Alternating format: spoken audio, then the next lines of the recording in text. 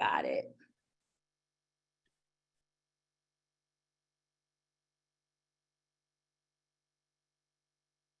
All right, give me a thumbs up, Kay. Can you see my screen? Awesome. All right, guys. So like I said, my name is Toya Miller. And I want to talk about the importance of, entrepreneurship in the financial industry. When we were planning to do this series, one of the things that I wanted to make sure that I set the tone is really to really express how important entrepreneurship is in our lives. Guys, think about this. I dug up some statistics, and first thing that popped out was, did you guys know that entrepreneurs are 4 times wealthier than employees? So what does that mean? Can you imagine, right, today, February 16th, right, knowing or having 4 times your wealth? Right? 4 times capital, 4 times savings, 4 times emergency fund, right? What would that truly do to your current state of where you are financially? So entrepreneurship has benefits to not only things like freedom of time and, the power of ownership, but the ability, guys, to build wealth and the ability to do that 4 times. So guys, entrepreneurship, as an entrepreneur, you are 4 times wealthier, have the ability to 4 times wealthier than an employee. So another statistic, that I thought was interesting, right? About a couple years ago in 2019, right, statistics say, guys, that there were almost 6 million employers, right, that really employ people in the world. And when you look at the numbers, guys, I could not believe this statistic. Only 2.3%, which is almost 135 individuals, Black-owned businesses, really make up Black ownership or business ownership, period, in the world. And so, in the prior workshops, we have talked about things that have really kept our community, behind, as far as like the wealth gap and the reasons why the wealth gap has incrementally increased in our community. And I truly believe that the number one root cause of that. Toya, yes. Toya, I want to pause you real quick. Everybody is saying in the chat they can't see your slides real quick. So I just want to know. Oh, give me 1 second. Sorry, guys. I'm just going in. Give me 1 second. Sorry. Let me reshare it.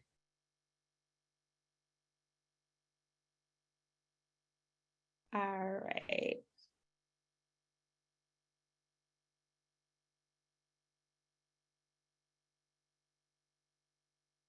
Okay, let me know if you can now. Perfect.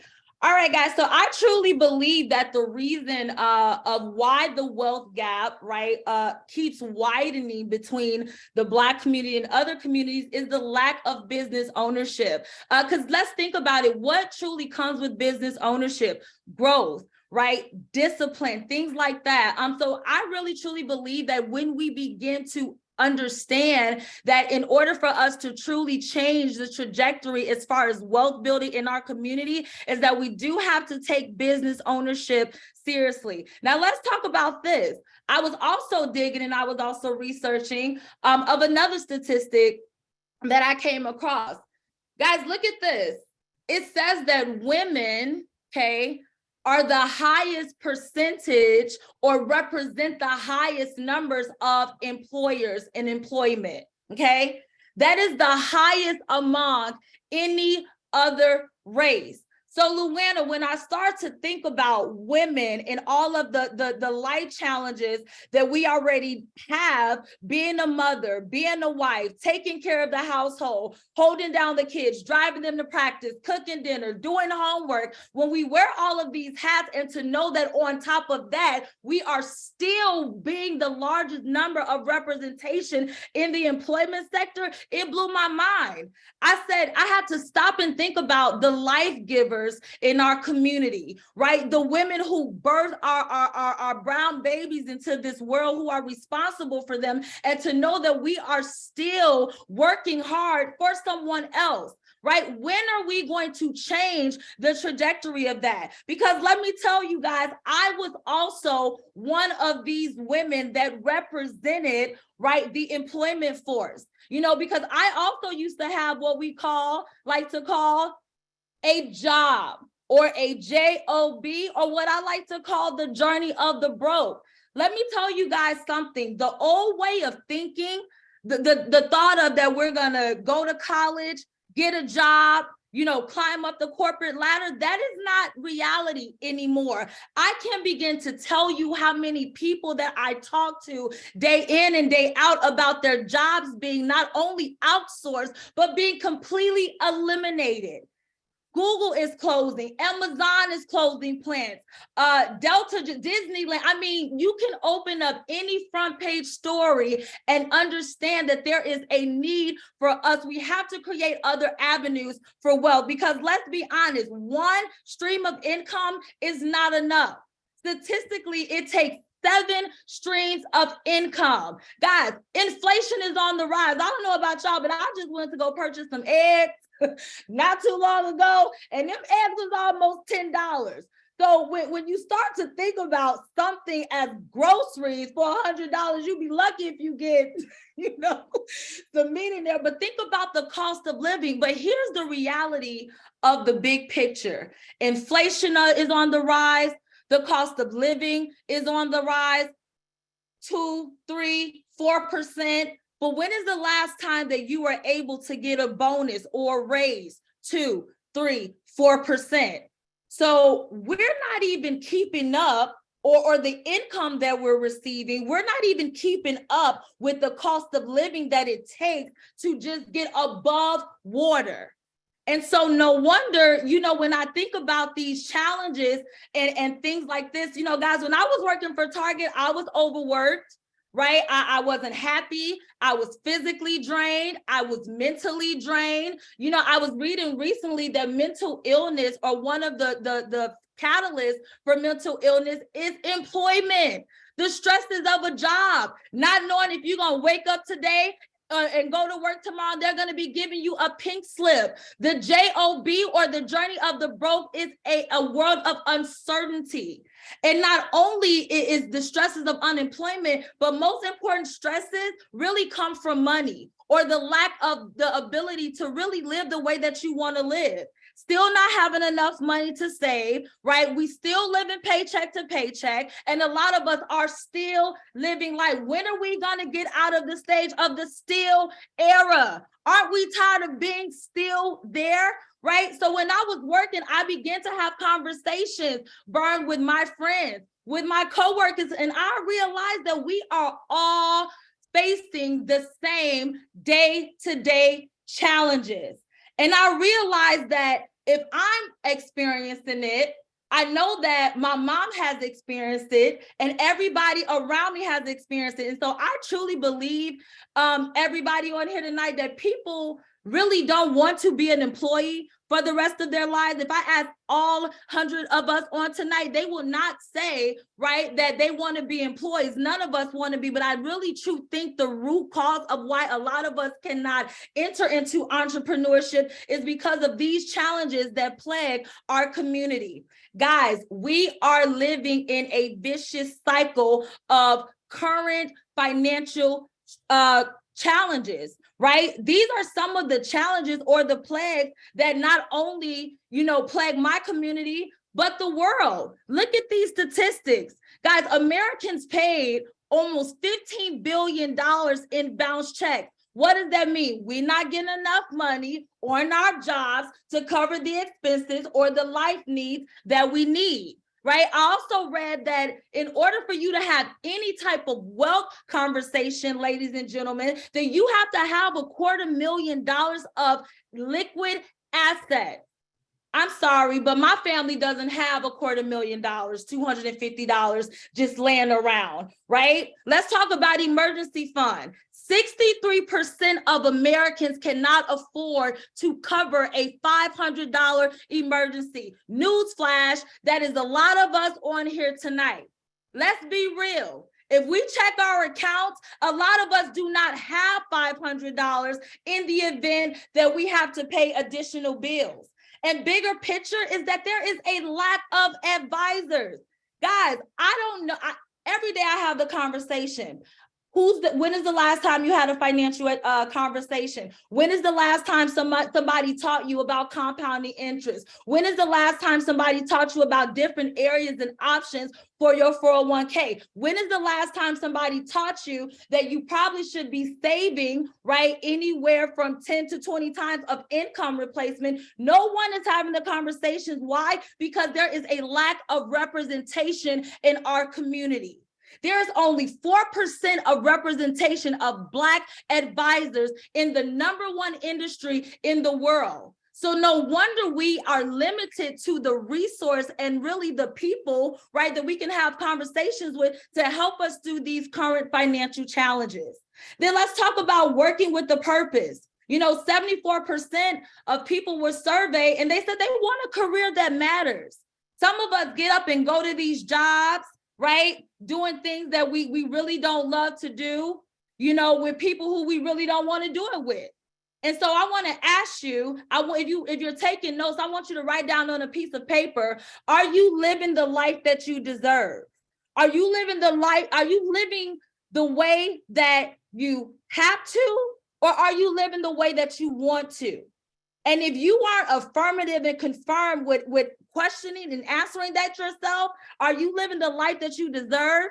We got to do something different, right? And so let's talk about the big need for really when it comes to financial education. WFG was a godsend to me 6 years ago. 6 years ago, I was able to really fire my boss. And when you think of the challenges of why there's a huge need for financial education, financial education, in my opinion, is really going to be the change that we need to build our communities. WFG has really allowed me to not only live with purpose and to serve my community, but it has allowed me to serve what? And solve a problem that is deeply rooted and needed in my community. Let's think about it. All around us, everybody needs financial education. Everybody needs the representation in our community to say, hey, let's have the conversation. Let me tell you guys something. Whenever there's a huge need, whenever there's the ability to solve a problem that everyone needs, that the masses need, there's always business opportunity in that. And so Business 101 is what you have as a business owner. Is it what everybody can benefit from? And I don't think no one can argue on here tonight that everyone needs financial education. So let's talk about the big need.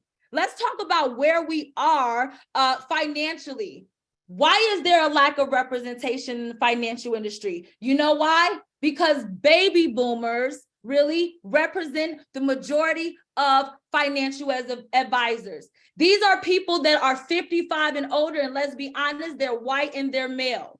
They do not look like me.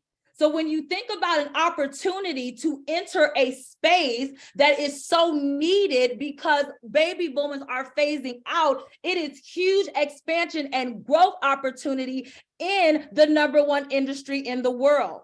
Let's talk about Generation X and millennials. I'm a millennial, right? These are people that were born between 1964 and 94, right? And let's talk about this.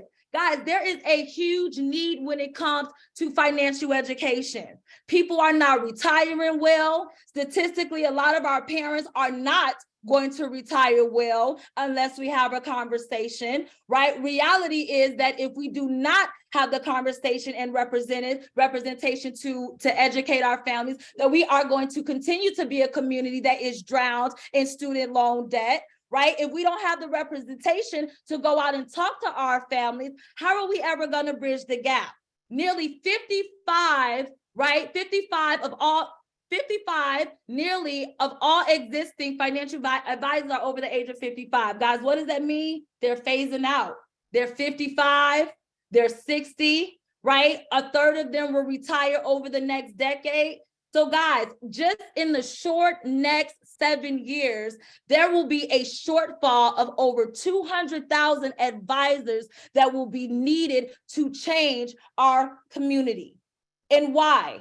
Because WFG, we truly believe, right, that everyone needs financial education. Here at WFG, We believe that no family is to be left behind. There are 91% of families that are deemed to be underserved. That means not getting the right education. That means not even being thought of. That means the cycle of poverty continuing, because only 9% of families are considered to be financially educated. I'm sorry, but what makes their family more important than my family and my community's family? Nothing. So WFG, we believe that everyone truly needs financial education. And if there was ever a time where you needed to be rooted, where you needed to be associated with yourself with the mission to change the trajectory of our community, right? The financial industry is it. And guys, bigger picture, it's the #1 industry in the world. You know, the financial industry is a multi-trillion-dollar industry.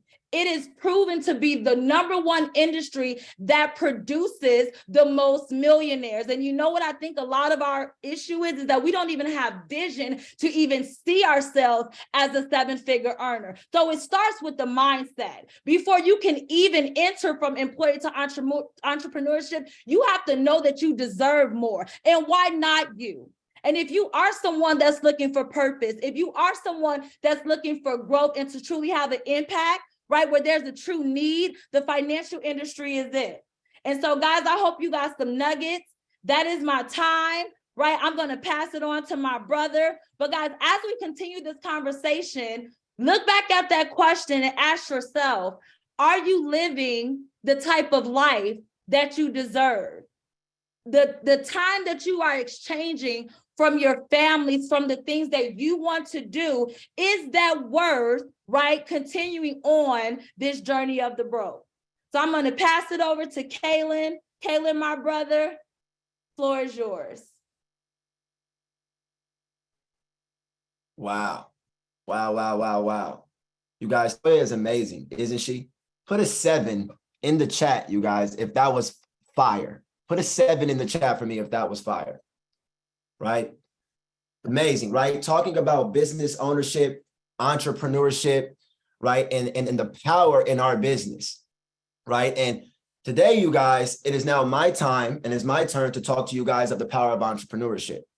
But what I want to start by talking to you guys first and foremost is when it comes down to entrepreneurship is the mindset, right? Now, if you guys don't know, I want everybody to take a picture here, right? Take the time out, follow me on social media, right? I post really good content, right? Especially about business ownership and entrepreneurship, right? So Toya, you can go ahead and go to the next page. Let's go ahead and let's get started. So the first thing that I want to talk to you guys about is really helping you guys understanding the difference between active and passive income. You see, most of us are taught growing up, like Toya said, that we should go to school, we should get a job, right? We should get a degree, get good grades, that ultimately will give me a good job. Now, the challenge is that when we jump into the E quadrant, and for those of you guys who don't know, what I'm sharing with you guys is some very powerful information called the cash flow quadrant right now. And what this explains to us is how there's 4 different types of people in the world, how they generate their income. So I want to make sure that you guys really follow along as I cover the details of exactly these 4 different quadrants. So the first quadrant is the E quadrant. This is the employee quadrant. Now, the challenge is that once we enter the E quadrant, we are now officially in a position where we are now exchanging our time to make money. So that means no matter how hard we work, no matter how much overtime we put in, someone will still always be able to dictate what, where, when, and how we get paid. You see, we spend so much time chasing the money, we don't actually realize that we're running out of time.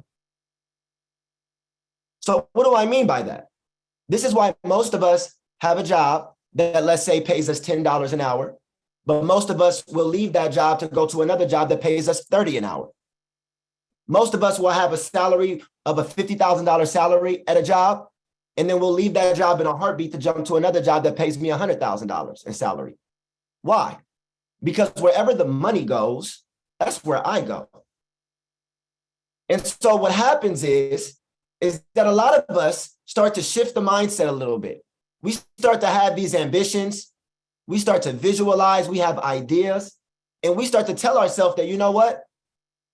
I don't want to no longer work for someone for my whole life. I eventually want to start something on my own. So what happens then? We eventually transition into what's called the S quadrant. You see, this is where we become self-employed. You see, most people, when I ask them, what is the key word between self-employed? Most of them will say self, but the real key word is actually employed, because you are now officially employed to yourself, which means what? You don't have a job anymore at this point. You officially now own the job. You own all of the responsibilities that come with it. So when I think of self-employed, I also think of startup businesses and also small businesses as well. However you want to put it, whatever fits best for you. But the truth is that when we're in this position, we are still exchanging time to make money, no matter how we look at it. So when I think of self-employed people, the first people that always come to my mind, right? I think of real estate agents. I think of hairstylists. I think of barbers. I think of doctors that own their own practice or their own facility. Now, let me ask you guys this. I want everybody to take a second and ask yourself, can most barbers or most hairstylists or even most real estate agents today, if all these people wanted to take a one-year vacation without catering to their business, would they still be able to make income? No, they can't. Because in order for them to make money, it requires them to go to work. It requires them to show up. It requires them to exchange their time to make money. Now, the truth of the matter is that for those of us who are in the mindset where we want more freedom of our time, where we don't want to have to exchange so much time to make money, we now have to eventually transition to the right side of the quadrant. And this is when we jump into the B quadrant, where we become big business owners. You see, one thing I've realized is that big business owners understand that if you want freedom of your time, the number one thing that you have to have in place is a system. Why a system? Because now that system can leverage other people's time and efforts to help you generate money to your business. You see, business owners are in the mindset that the more people that you have, you guys, the more time you have. Where most of us make the biggest mistake is that we think business ownership and self-employed is the same thing, and it's not. Because when I am self-employed, who do I work for? Myself. Last time I checked, I'm a one-man and one-woman show. All of us. And every one man and one woman only get 24 hours in a day, the last time I checked too. And there's only so much time in a day and only so much work we can get done in a day. Business owners believe, well, the more people I have, the more time. So for example, if I work with 10 people, I technically now have 240 hours in a day.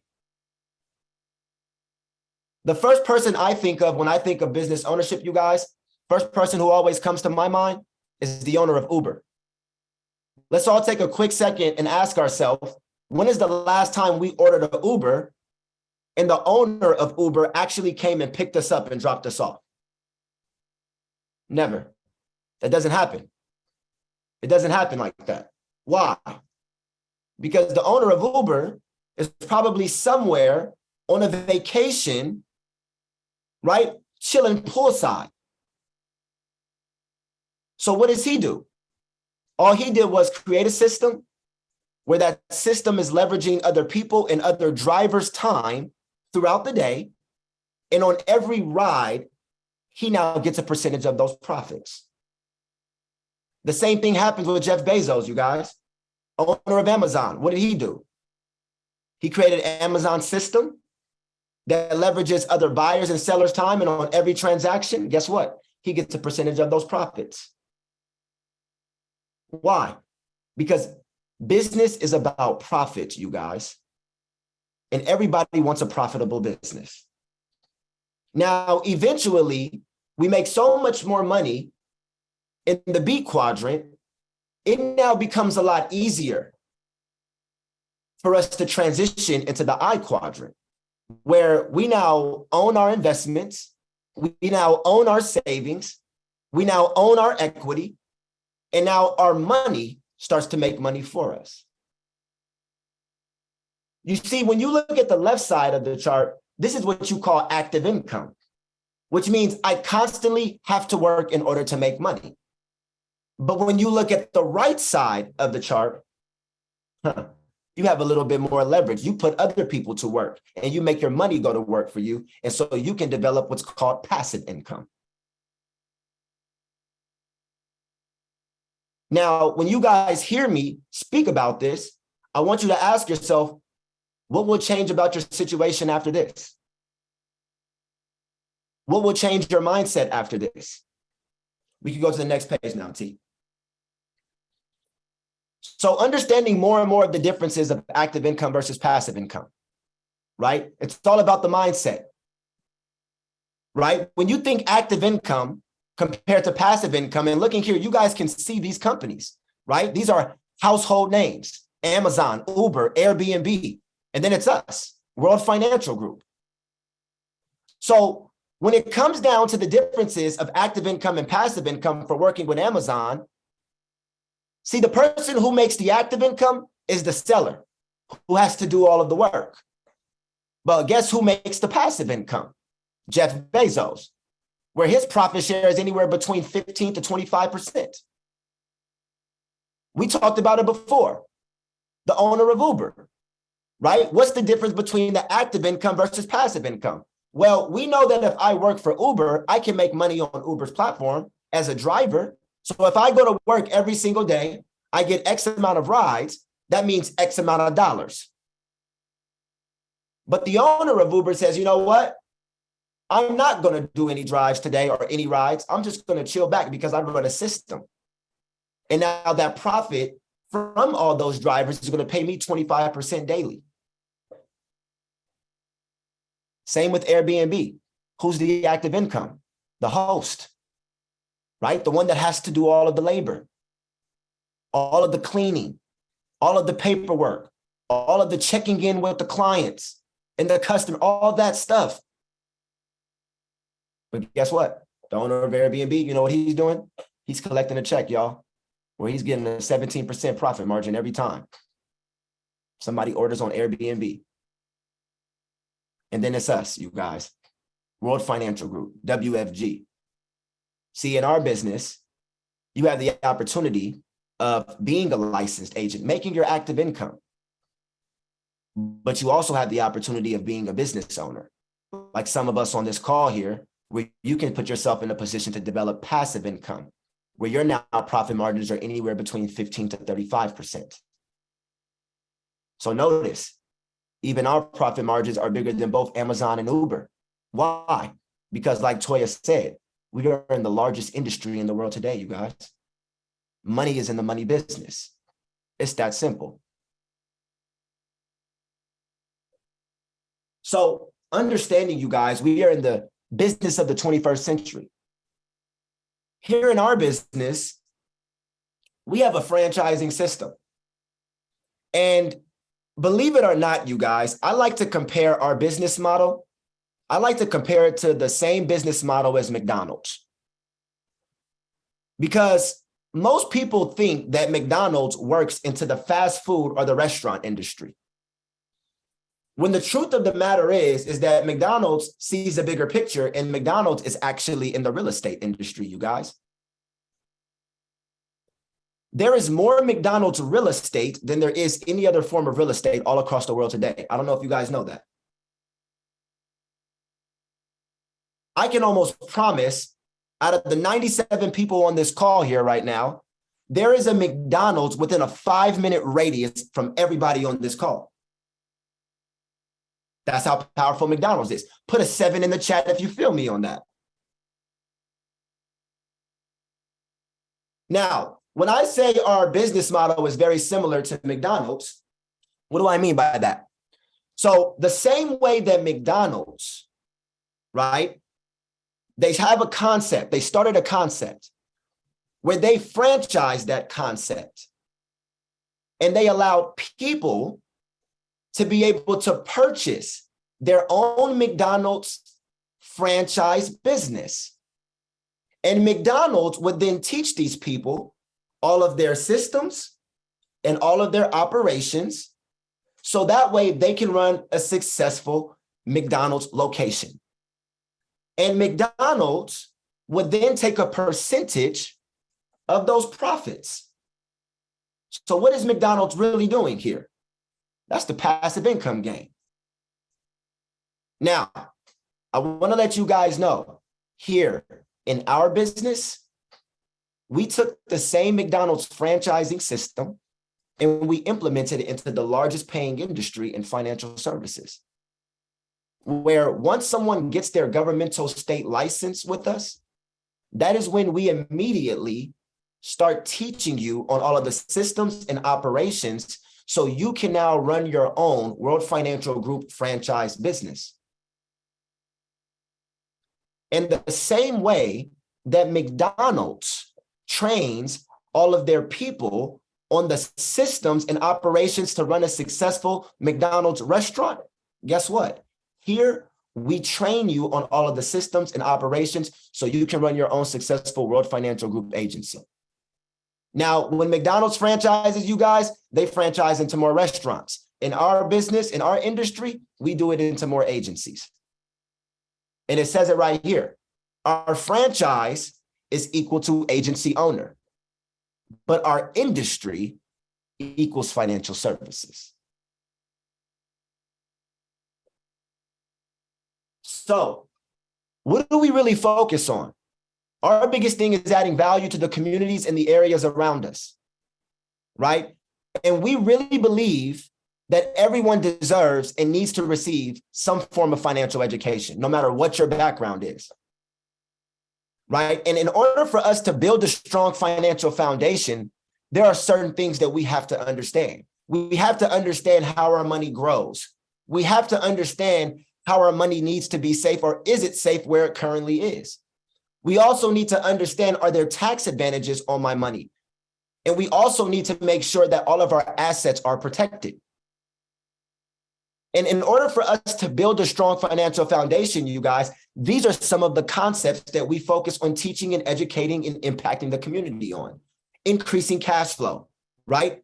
College planning, right? Emergency funds, proper protection, building wealth, preserving wealth, and all of the fundamentals that come behind that and with that. And I want to let you guys know, if you're a guest on this call, we offer a personal financial needs analysis, giving you information so you can now plan for your future. And if you want to know how you can get that information, you need to talk to the person who invited you. Get in contact with them. So we have a proven track record here, you guys, right? As Toya said, entrepreneurs, they make 4 times more money than most employees. Now, in our business, not only do we learn, but we also earn as well. As I stated before, you guys, money is in the money business. Money is in the money business. So we have a proven track record, you guys, just to help you guys understand a little bit about how we get compensated here. Now, starting off, everybody starts off at an entry-level agency contract at a 30%, right? This is a trainee level. That is your entry-level agency contract. Now, let's say that you go out, you help someone save at least $3,000 on the year towards their retirement plan, or maybe it's towards some proper protection, or maybe it's towards their children's college fund. Guess what? It doesn't matter. We provide it all, right? But let's say we help someone save $3,000, $250 a month. Well, at an entry-level contract, 30%, you guys, by me helping that one family, based off of all the 100 companies that we work with, Whatever company we decide to go with that brings the right solution to that family, that company is going to pay me at an entry level $900 off of that one account. $900 off of that one account. Now, let's say the training wheels come off a little bit, just like everything we do, right? Just like when someone starts right at their 9 to 5, right? You start off in your first couple of weeks getting trained on how to run the position. In our business, it's the same day. It's the same way. We start you off and we teach you how to run the position. And those training wheels will eventually come off. And now let's say you're at a 45% contract. Okay. You go out now, we do the same kind of work, help the same family. But the only difference is I get compensated more. So now I make $1,350 off of this one account. Now, I want you guys to take a quick second and think about how many hours of work does someone have to put in to earn $1,350?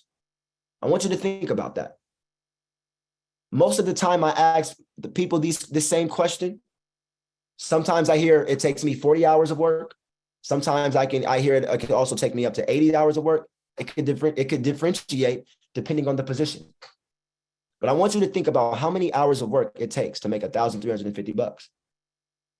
Because here in our business, to sit down with that one client and help them with that one savings plan to save $250 a month, $3,000 a year at 45%, we're making $1,350, and we do that in 45 minutes to an hour. 45 minutes to an hour. Now, if you're interested in learning on how you can start to earn $1,350 in an hour worth of your time, please get with the person who invited you. Now, eventually, you get more confidence, you learn more information. Contract levels only go up.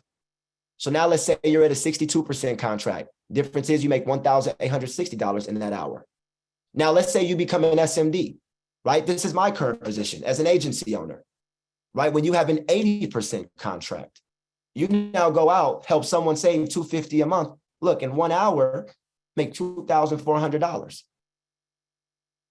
right? One customer here, you guys, can cover your month of bills and all of your expenses. That's why I love what we do. And that is the power in what we do.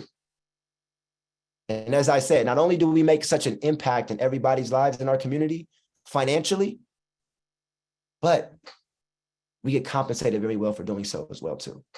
We are a financial leadership development company, you guys. So this leads me to say, next page, T, that what will our future really look like? 5, 10, 15, 20, 30 years from now? I want us all to take a quick moment to think about that, because life really comes down to choices. And here in our business, it really only comes down to 3 choices. Number 1, maybe after hearing this information and listening to all these workshops over the last few weeks, maybe you're someone who is at a point where you see the value in our business. You are willing to make a small investment to start a business, gain knowledge, become successful, learn more about active income, passive income, financial development, financial leadership, wealth accumulation, learn it all. Or maybe you're someone that's choice number 2, where we simply help you save money and accumulate wealth. Or maybe you're like myself, and maybe you're like Miss Toya Miller on the call here as well, where maybe you're choice 3, and you just see so much value into both. Now, if you guys saw, there were some polls that we put on. Make sure you guys answer those polls, so that way we know how we can respond to get back when we get back to you guys. Now, that's pretty much our time here, you guys. I definitely want to just thank everybody for joining us on this call. I'm glad that you guys took the time out of your day to listen to financial leadership business ownership, entrepreneurship mindset. There's going to be plenty more where these came from, right? And I want everybody to have their best year that they've ever had before this year in 2023. I pray for more financial abundance. I pray for more financial freedom. And I pray for love and happiness over each and every one of you lives and your lives. You all have a wonderful, beautiful, and blessed evening. And we will see you guys soon. Have a good one, y'all. Peace. Thank you for joining. Have a great night.